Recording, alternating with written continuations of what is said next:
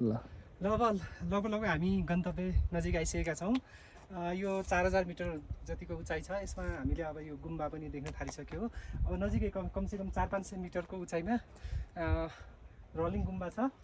रलिङ हिमाल अझै माथि छ। अझै हामी 500 मिटर त्योभन्दा अझै माथि हिँड्नुपर्ने छ।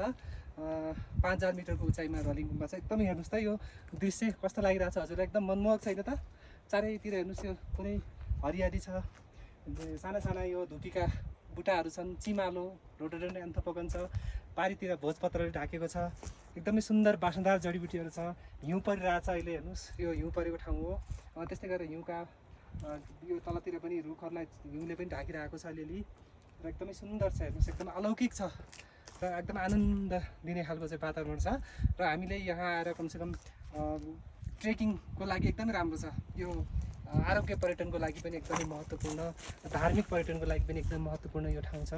र हजुरहरू पनि भविष्यमा आउनु होला। एकदमै राम्रो सुन्दर ठाउँ रलिङ गुम्बा, रलिङ हिमाल एकदम सुन्दर छ। धन्यवाद।